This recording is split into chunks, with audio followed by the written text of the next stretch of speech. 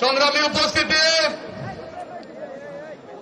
যে মহেন্দ্র খুনের জন্য, যে সময়ের জন্য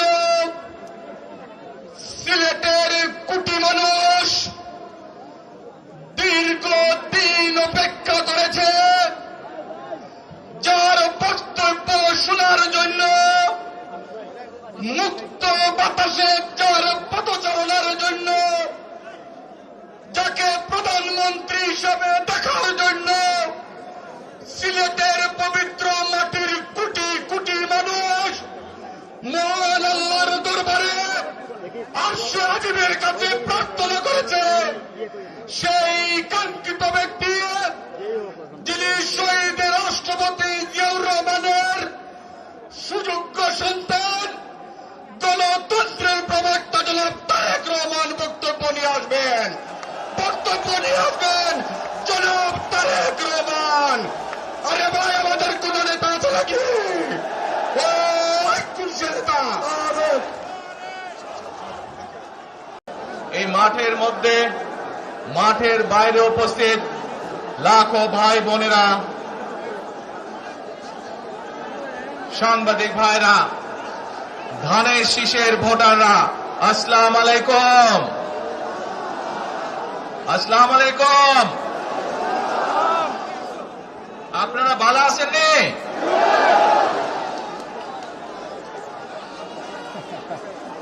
আলহামদুলিল্লাহ।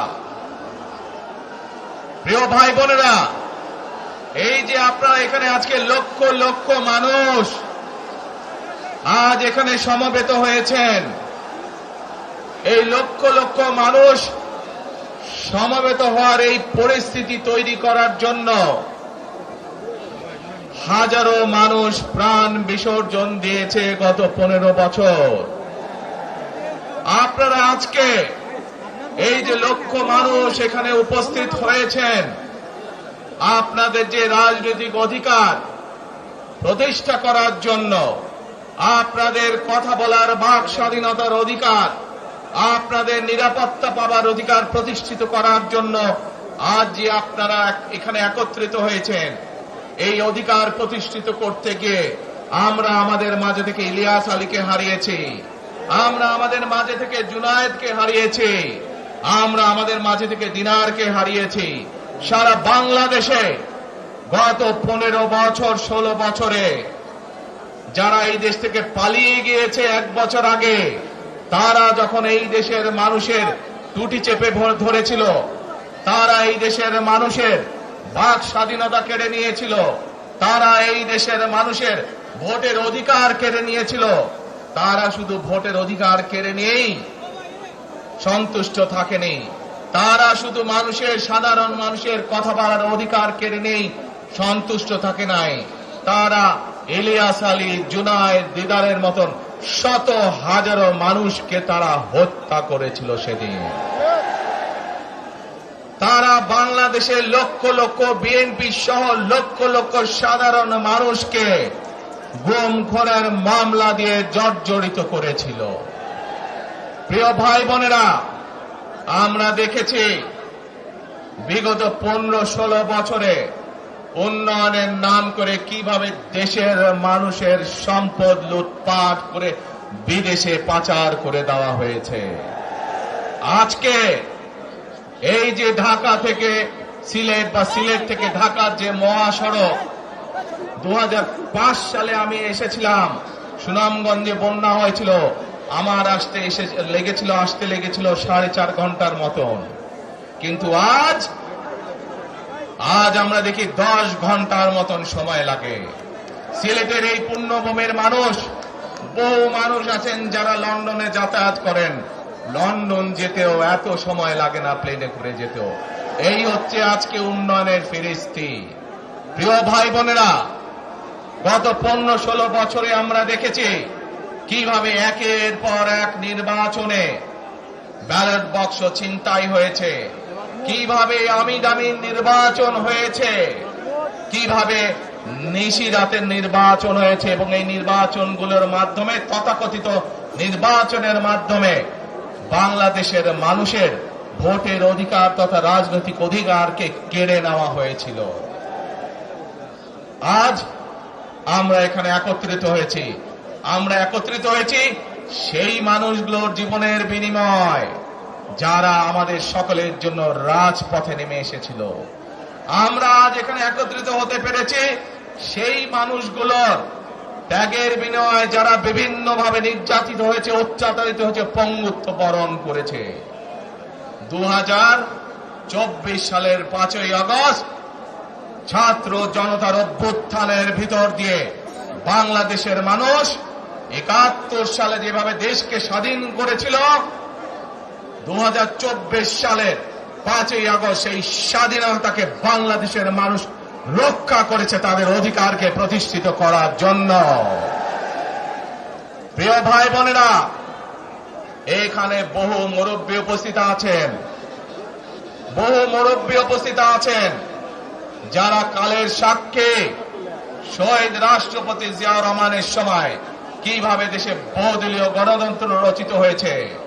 বহু ভাই বোনেরা এখানে উপস্থিত আছেন যারা কালের সাক্ষী দেশ ও নেত্রী খালেদা জিয়ার সময় কিভাবে দেশে সংসদীয় গণতন্ত্রের ভিত্তি রচনা করা হয়েছিল। প্রিয় ভাই বোনেরা, একটু আগে আমি আমার বক্তব্যে বলেছি ঢাকা সিলেট মহাসড়কের উদাহরণ দিয়ে যে কিভাবে এই দেশের তথাকথিত উন্নয়ন করার নামে দেশ থেকে মানুষের অর্থ লুটপাট করে নিয়ে যাওয়া হয়েছে। আমরা এই অবস্থার পরিবর্তন করতে চাই। প্রিয় ভাই বোনেরা, আপনারা কি আমার সাথে আছেন এই অবস্থার পরিবর্তন করতে? আলহামদুলিল্লাহ। প্রিয় ভাই বোনেরা, আমরা সারা বাংলাদেশের কৃষক ভাইদের পাশে দাঁড়াতে চাই। যদি ইনশাআল্লাহ আপনারা আগামী 12 তারিখে ধানের শীষকে জয়যুক্ত করতে পারেন, আমরা ইনশাআল্লাহ সারা বাংলাদেশের কৃষকদের পাশে তাহলে দাঁড়াতে পারবো। দাঁড়াতে চান কৃষক ভাইদের পাশে? আলহামদুলিল্লাহ। প্রিয় ভাই বোনেরা, আমরা দেখেছি শহীদ রাষ্ট্রপতি জিয়াউর রহমানের সময় কিভাবে খাল খনন করা হয়েছিল সারা বাংলাদেশে, এবং সেই খাল খনন করার মাধ্যমে কৃষকদের সেচ সুবিধা সহ মানুষের পানির সমস্যার সমাধান হয়েছিল। জানেন আপনারা এটা? খাল খনন নিয়ে কে কে জানেন? কে খাল খননের কথা শুনেছেন? এই তো হাজারো মানুষ হাত তুলেছে। প্রিয় ভাই বোনেরা, বিএনপি ইনশাআল্লাহ 12 তারিখের ভোটে নির্বাচিত হলে আমরা আবার খাল খনন কর্মসূচি শুরু করতে চাই। কে সারা দেশে, সিলেটের বালাগঞ্জ সারা দেশে খাল খনন শুরু করতে চাই? কারা কারা খাল খনন করতে চান? আলহামদুলিল্লাহ। আমরা দেশে খাল কাটবো, দেশের নদীতে পানি নিয়ে আসবো, খালে বিলে পানি নিয়ে আসবো। কেন? আপনাদের মনে আছে কয়েক বছর আগে কিভাবে ওই পাশ থেকে পানি ছেড়ে দেওয়া হয়েছিল, সারা সিলেট শহর ভেসে গিয়েছিল বন্যার পানিতে, মনে আছে? সেজন্যই আমরা বলেছি একটি কথা, আমরা দেখেছি গত 15-16 বছর কিভাবে এই দেশকে অন্য দেশের কাছে বন্ধক দিয়ে দেওয়া হয়েছিল। সেজন্যই আমি বলেছি দিল্লি নয়, দিল্লি নয়, অন্য কোন দেশ, সবার আগে বাংলাদেশ। প্রিয় ভাই বোনেরা, আমি আরেকটি কথা বলেছিলাম যখন স্বৈরাচার এই দেশের মানুষের ঘাড়ে চেপে বসেছিল, সেই কথাটা ছিল টেক ব্যাক বাংলাদেশ। মনে আছে? জি, আমরা টেক ব্যাক বাংলাদেশের অর্ধেক পথে এসে দাঁড়িয়েছি। দেশকে আমরা স্বৈরাচার মুক্ত করেছি, আমরা গণতন্ত্রের প্রতিষ্ঠার যাত্রা শুরু করেছি। এখনো সেই যাত্রা শুরু হয়নি। 12 তারিখে ধানের শীষকে নির্বাচিত করার মাধ্যমে গণতন্ত্রের সেই যাত্রা শুরু হবে। টেক ব্যাক বাংলাদেশ মানে শুধু গণতন্ত্রই রক্ষা নয়, এর সাথে আরো কথা আছে। ওই যে বললাম খাল খনন, ওই যে বললাম কৃষক ভাইদের পাশে দাঁড়ানো, শুধু এখানেই থেমে থাকলে চলবে না। আমাদের দেশের জনসংখ্যার অর্ধেক হচ্ছে মা বোনেরা, অর্থাৎ নারী সমাজ। এই মা বোনদের কাছে আমরা নির্বাচিত, ইনশাল্লাহ 12 তারিখে ধানের শীষ নির্বাচিত হলে আমরা তাদের কাছে তাদেরকে স্বাবলম্বী করে গড়ে তোলার জন্য, এখানে আপনাদের যাদের সংসার আছে জানেন, স্বামী স্ত্রী দুইজনে মিলে সংসার সুন্দর হয়, যাতে আমাদের মায়েরা আপনাদের পাশে, বোনেরা আপনাদের পাশে থেকে সংসারকে সচ্ছলভাবে গড়ে তুলতে পারেন। আমরা গ্রামে গ্রামে, শহরে শহরে সকল দুস্থ পরিবার যারা আছে, মধ্যবিত্ত, নিম্নবিত্ত সকল পরিবার কাছে ফ্যামিলি কার্ড পৌঁছে দিতে চাই। এই ফ্যামিলি কার্ডের মাধ্যমে আপনার পরিবার, আপনার মা বা আপনার স্ত্রী, আপনার বোনের মাধ্যমে আপনার পরিবার সহযোগিতা পাবে। কিন্তু এই ফ্যামিলি কার্ডকে যদি বাস্তবায়ন করতে হয় তাহলে কি করতে হবে? কি করতে হবে?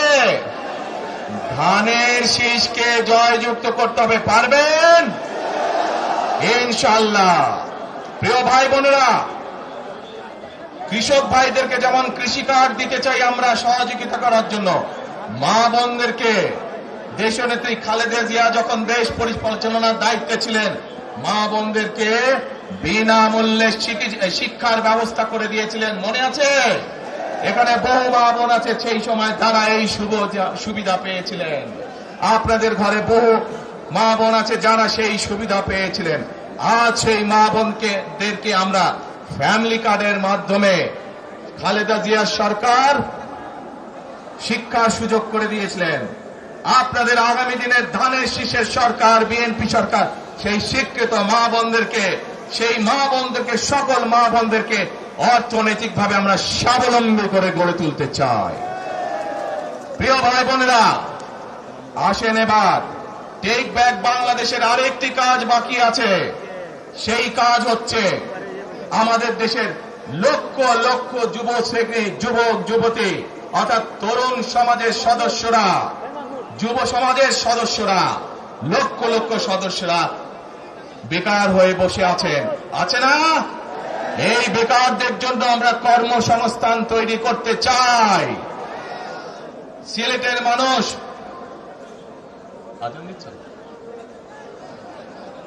আচ্ছা আজানটা হচ্ছে, আজানটা শেষ হয়ে যাক।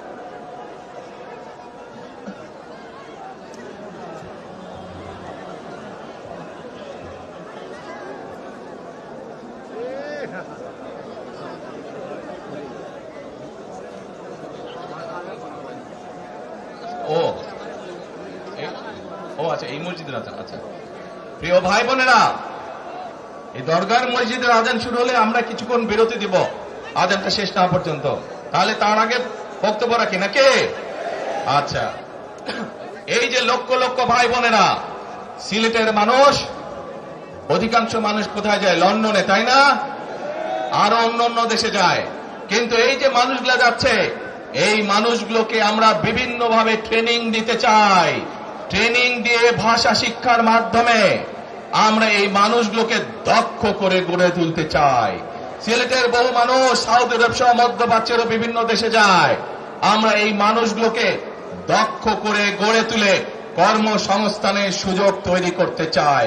কিন্তু সেই সুযোগ তৈরি করা একমাত্র তখনই সম্ভব যখন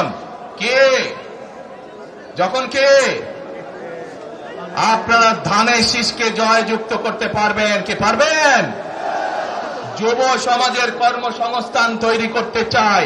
আমার লক্ষ লক্ষ ভাই বোনেরা বেকার হয়ে বসে আছে, আমরা তাদেরকে বেকার রাখতে চাই না। আমরা তাদের জন্য কাজের সংস্থান সৃষ্টি করতে চাই, কারণ তারা যাতে স্বাবলম্বী হতে পারে। তাদেরকে বিভিন্ন বিষয়ে ট্রেনিং দিয়ে আমরা দক্ষ শ্রমিক হিসেবে গড়ে তুলতে চাই, সেটি দেশের ভেতরে, দেশের বাইরে, যাতে করে তারা কর্মসংস্থানের ব্যবস্থা করতে পারে। সরকার থেকে আমরা ইনশাআল্লাহ সেই ব্যবস্থা গ্রহণ করব, যাতে সেই দক্ষ মানুষকে সারা পৃথিবীতে আমরা ছড়িয়ে ছিটিয়ে দিতে পারি, যাতে করে তারা স্বাবলম্বী হয়ে নিজের পায়ে দাঁড়াতে পারে। প্রিয় ভাই বোনেরা, আমরা বহু মানুষের জীবনের ত্যাগের বিনিময়ে আজকে এই গণতন্ত্রকে আমরা প্রতিষ্ঠিত করার পথে এগিয়ে যাচ্ছি। কিন্তু আমরা বিগত কিছুদিন ধরে খেয়াল করে দেখছি বাংলাদেশের কোন মহল, এই দেশের ভেতরে কোন মহল ষড়যন্ত্রের চেষ্টা করছে। গত কয়েকদিন ধরে আপনারা দেখেছেন পত্র পত্রিকায় এসেছে, বিভিন্ন সোশ্যাল মিডিয়াতে এসেছে, মধ্যপ্রাচ্য সহ বিভিন্ন দেশে পোস্টাল ব্যালট যেগুলো পাঠানো আছে সেগুলোকে কিভাবে ডাকাতি করা হয়েছে। ঠিক যারা এই দেশ থেকে পালিয়ে গেছে তারা যেভাবে আপনাদের ভোট ডাকাতি করেছিল, ঠিক একইভাবে আবার সেই ষড়যন্ত্র শুরু হয়েছে। দেখেছেন আপনারা? দেখেছেন? প্রিয় ভাই বোনেরা, সেই ষড়যন্ত্রের বিরুদ্ধে সজাগ থাকতে হবে। বিদেশে বসে তারা ষড়যন্ত্র করছে, একইভাবে আপনাদের আবার যে ইলিয়াস আলী, দিদার, জুনায়েদ সহ হাজারো মানুষের প্রাণের বিনিময়ে যে অধিকার আমরা অর্জন করেছি, 24-এ গণ আন্দোলনের, জনগণের আন্দোলনে এই সিলেট শহরে 13 জন আমাদের জীবন দান করেছে, 13টি প্রাণ ঝরে গিয়েছে আমাদের। প্রিয় ভাই বোনেরা, এই প্রাণগুলোর বিসর্জনের মাধ্যমে আমরা যেই অধিকার আদায়ের পথে নেমেছি, একটি কুচক্রী মহল এর এই ভিতরে ষড়যন্ত্র শুরু করে দিয়েছে। দেশের ভেতরেও তাদের ষড়যন্ত্র থেমে নেই। কিন্তু 2024 সালের 5ই আগস্ট এই বাংলাদেশের জনগণ প্রমাণ করে দিয়েছে যে বাংলাদেশের জনগণ ঐক্যবদ্ধ থাকলে, ঐক্যবদ্ধভাবে নেমে আসলে যে কোনো ষড়যন্ত্রকে বাংলাদেশের মানুষ প্রতিহত করতে পারে। পারবেন আপনারা প্রতিহত করতে? ইনশাআল্লাহ। প্রিয় ভাই বোনেরা, এখন আমি আপনাদের সামনে একটি প্রশ্ন করতে চাই। এইখান থেকে আমার সামনে যারা বসে আছেন, এর মধ্যে থেকে মুরব্বী যারা বসে আছেন, ওমরা বা হজ করতে গিয়েছেন, এরকম একজন হাত তুলেন। ওমরা বা হজ করে আসছেন একজন মুরব্বী মানুষ, ওই যে লাল টুপি পরে বসে, তোমার নিয়ে আসো তো ওনাকে। আপনি আসেন দেখি সামনে, সামনে আসেন, আমার কাছে আসেন।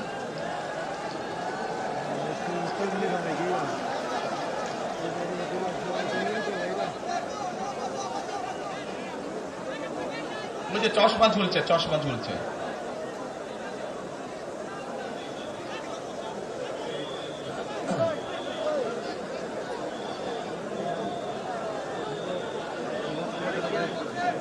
বসেন, আপনারা বসেন, উনি এখনই মঞ্চে উঠবে, আপনারা সবাই দেখতে পারবেন কে মানুষটা।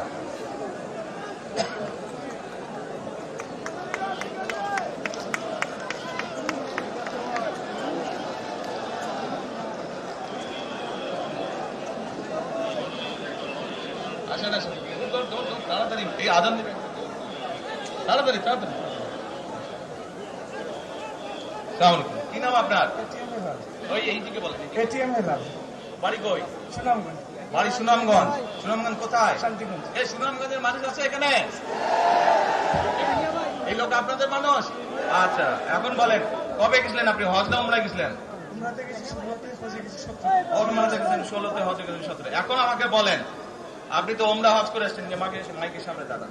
আপনি কাবা শরীফে গেছেন, কাবা শরীফের মালিক কে? আল্লাহ। জোরে বলেন। আল্লাহ। কাবা শরীফের মালিক কে? আল্লাহ। আল্লাহ। আমরা মুসলমান সবাই এই দিন দুনিয়ার আমরা যে পৃথিবী দেখি, এই পৃথিবীর মালিক কে? আল্লাহ। এই সূর্য নক্ষত্র যা দেখি তার মালিক কে? আল্লাহ। বেহেশতের মালিক কে? আল্লাহ। দোজখের মালিক কে? আল্লাহ। আচ্ছা, দাঁড়ান, আপনি বসেন। আপনারা সকলেই সাক্ষী দিলেন দোজখের মালিক আল্লাহ, বেহেশতের মালিক আল্লাহ, এই পৃথিবীর মালিক আল্লাহ, কাবার মালিক আল্লাহ। আরে ভাই, যেটার মালিক আল্লাহ সেটা কি অন্য কেউ দেওয়ার ক্ষমতা রাখে? রাখে না। তাহলে কি দাঁড়ালো? নির্বাচনের আগেই একটি দল এই দিব ওই দিব বলছে, টিকিট দিব বলছে না? যেটার মালিক মানুষ না, সেইটার কথা যদি সে বলে, এক শিরকি করা হচ্ছে, হচ্ছে না? যার মালিক আল্লাহ, যার অধিকার শুধু আল্লাহর একমাত্র, সবকিছুর অধিকার উপরে আল্লাহর অধিকার। কাজেই আগেই তো আপনাদেরকে ঠকাচ্ছে, নির্বাচনের ফলে তাহলে কেমন ঠকাবে আপনাদেরকে বোঝে নেবার। শুধু ঠকাচ্ছেই না মানুষকে, যারা মুসলমান তাদেরকে শিরকি করাচ্ছে তারা। নাউজুবিল্লাহ। প্রিয় ভাই বোনেরা, কেউ কেউ বলে অমুককে দেখেছে, তমুককে দেখেছে, এবার একে দেখেন, প্রিয় ভাই বোনেরা, 1971 সালের যুদ্ধ, যেই যুদ্ধে লক্ষ মানুষের প্রাণের বিনিময়ে দেশ স্বাধীন হয়েছে, আমাদের এই প্রিয় মাতৃভূমি।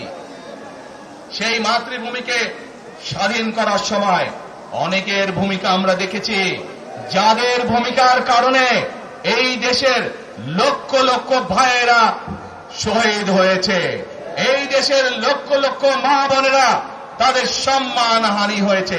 কাজে তাদেরকে তো বাংলাদেশের মানুষের মধ্যে দেখেই নিয়েছে। এখন প্রিয় ভাই বোনেরা, এই কুফরির বিরুদ্ধে, এই হঠকারিতার বিরুদ্ধে, এই মিথ্যার বিরুদ্ধে আমাদেরকে ঐক্যবদ্ধ হতে হবে। আমাদেরকে ওই যে টেক ব্যাক বাংলাদেশে থাকতে হবে। আমরা দেশকে স্বৈরাচার থেকে মুক্ত করেছি, এখন মানুষের অধিকারকে প্রতিষ্ঠিত করতে হবে। শুধু ভোট, শুধু কথা বলার অধিকার প্রতিষ্ঠিত করলে হবে না, মানুষকে স্বাবলম্বী করে নিজের পায়ে গড়ে তোলার ব্যবস্থা করতে হবে। প্রত্যেকটি মানুষ, বাংলাদেশের মানুষ যাতে ঠিকভাবে ভালোভাবে খেয়ে পড়ে বেঁচে থাকতে পারে, প্রত্যেকটি মানুষ যাতে নিরাপদে রাস্তায় চলতে পারে, সেই ব্যবস্থা করতে হবে। সেটাই হচ্ছে টেক ব্যাক বাংলাদেশ। আমরা বিগত 15 বছর দেখেছি, অমুককে বলে এসেছি তমুককে ক্ষমতায় রাখার জন্য, বলেছিল না? সেজন্যই বলেছি, দিল্লি নয়। আমরা দেখেছি যারা 71 সালে ছিল তারা কাদের সাথে লাইন দিয়েছিল, যাদের কথা একটু আগে বললাম, যারা মিথ্যে কথা বলে ঠকাচ্ছে মানুষকে, আমরা দেখেছি তাদের আস্তানা কোথায়।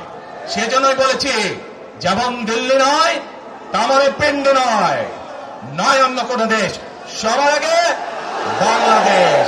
এবং যেহেতু আমরা বিশ্বাস করি দেশের মানুষই হচ্ছে আমাদের রাজনৈতিক সকল ক্ষমতার উৎস, সেজন্যই আমরা দেশের মানুষের ভাগ্য উন্নয়নে বিশ্বাস করি। এবং সংক্ষেপে আপনাদের সাথে যেই কথা বললাম, শুধু ভোট এবং কথা বলার অধিকার না, বিএনপি চায় আপনাদের দেশের মানুষকে অর্থনৈতিকভাবে স্বাবলম্বী করে তুলতে, দেশের নারী সমাজকে, মা বোনদেরকে, দেশের যুব সমাজকে, দেশের প্রত্যেকটি কৃষক সহ প্রত্যেকটি শ্রেণী পেশার মানুষকে বাংলা বিএনপি চায় আগামী দিনে ইনশাআল্লাহ সরকার গঠন করে প্রত্যেকটি মানুষকে স্বাবলম্বী করে গড়ে তুলতে। প্রিয় ভাই বোনেরা, সেজন্যই আমরা আরেকটি কথা বলি, আমরা দেখেছি কিভাবে শহীদ জিয়ার সময়, দেশে খালেদা জিয়ার সময় দেশকে আমরা এগিয়ে নিয়ে গেছিলাম। দেশে কলকারখানা তৈরি হয়েছিল, মানুষের কর্মসংস্থান ছিল, দেশের মানুষ বিদেশে গিয়েছিল। সেজন্যই আমরা বলতে চাই, করব কাজ, গড়ব দেশ, সবার আগে বাংলাদেশ। করব কাজ, গড়ব দেশ, সবার আগে বাংলাদেশ। শেষে আবারও আপনাদের কাছ থেকে আগামী 12 তারিখে ধানের শীষের পক্ষে ভোট চেয়ে একটি কথা বলতে চাই, ইনশাআল্লাহ আগামী দিনে বিএনপি সরকার গঠিত হলে আমরা নবী করিম সাল্লাল্লাহু আলাইহি সাল্লামের ন্যায়পরায়ণতার ভিত্তিতে ইনশাআল্লাহ দেশকে পরিচালনা করব। আল্লাহ হাফেজ। বাংলাদেশ জিন্দাবাদ, বাংলাদেশ জিন্দাবাদ। আল্লাহ হাফেজ।